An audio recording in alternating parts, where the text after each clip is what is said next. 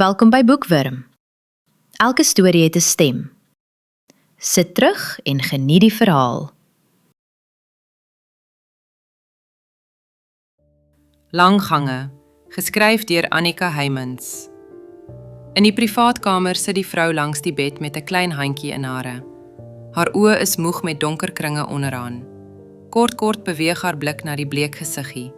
Die donker haartjies wat los oor die voorkoppie hang. Die wimpers wat soos halfmane teen die wangetjies rus. Die tenger lyfie onder die wit hospitaallaken is skaars sigbaar. Die monitor biep eentonig, maar dis geruststellend dat die ritme stabiel bly. Sy kyk gereeld mediese reekse en Grey's Anatomy is tans op haar kyklysie, maar die afgelope 2 weke was sy skaars by die huis. Sy sit haar dae om langs die wit hospitaalbed. Die gang buite die kamer is net so lank soos wat die paadjie na die skeihof vir haar was. Dis een ding waaroor sy nog nie een dag spyt was nie. Sy het die laaste skof van daardie paadjie met selfvertroue gestap en nog nie een keer teruggekyk nie. Maar hierdie paadjie is vir haar 'n marteling. Dit het so onskuldig begin. Hoofpyn en toe koors. Sy het niks daarvan gedink nie en die simptome met oor die toonbank medikasie behandel. Toe dit na 2 dae nie opgeklaar het nie en hy begin kla het dat sy nek styf voel, het sy bekommerd geraak en 'n noodafspraak by die dokter gemaak. Sy het vasgeklou aan die hoop dat dit nie ernstig is nie en dat hy huis toe sal kom met sterker medikasie. Die dokter het hom egter een kyk gegee en onmiddellike ambulans ontbied om hom hospitaal toe te neem. Dis nou dag 10 en sy is uitmurgelend uitgeput.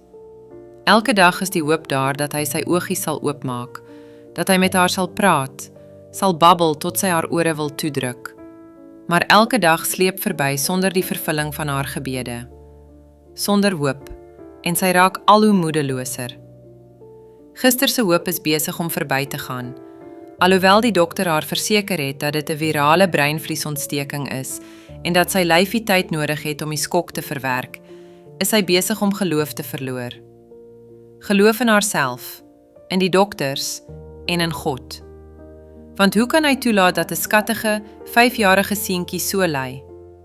Sy weet nie meer watter kant toe om te bid nie. Die dokter het haar voorberei op moontlike komplikasies, soos gehoorverlies, verlamming, spraakverlies en selfs breinskade. Maar dit sal eers bepaal kan word wanneer hy wakker word.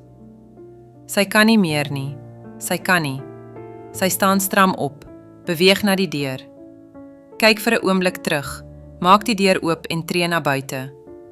Kyk links en regs, na die lang gang wat lyk asof dit nie einde kry nie. Waar begin en eindig hoop? Begin dit in die kamer agter haar, of eindig dit daar? Begin dit aan die punt van die gang, links of regs? Gister se hoop is verby.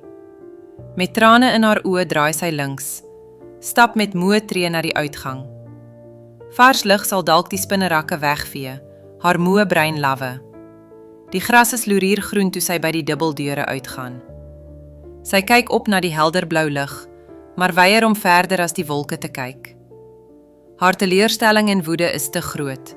Sy strompel na die tuinbankie en val daarop neer, sluit haar brandende oë. Net 5 minute. 'n hand skud haar liggies aan haar skouer. Sy skrik hewig, is onmiddellik wakker. Haar oë vlieg verward na die gesig van die verpleegster langs haar, hoor die woorde wat sy uiter, maar verstaan eers nie waarvan sy praat nie. Dan rek haar oë, spring op en hardloop byna na die deure, pluk dit oop en storm in die lang gang af. Vir die deur van die kamer huiwer sy 'n oomblik. Haar hart klop orals behalwe in haar borskas. Dan maak sy die deur stadig oop. Sien die dokter, nee, 2, oor die bed buk. Haar hand vlieg na haar keel en sy wag gespanne dat die dokters klaar maak. Dan kyk die een om, sien haar in die deur staan. Hy verwyder sy stetoskoop uit sy ore, hang dit om sy nek en staan terug. En dan sien sy dit. Helderblou oogies wat vir haar kyk. Die dokter se glimlaggende gesig vertel haar alles wat sy wil weet. In haar hart sê sy dankie en vra ook om verskoning vir haar woede. En dan weet sy, gister se hoop is daar, in die vorm van 'n wonderwerk. Baie dankie dat jy geluister het hier by Boekwurm. Onthou om asseblief die hou van knoppie te druk en in te teken op ons kanaal vir nog verhale vol avontuur, liefde en misterie. Deel jou gedagtes in die kommentare, ons hoor graag van jou. Tot die volgende storie, mooi loop.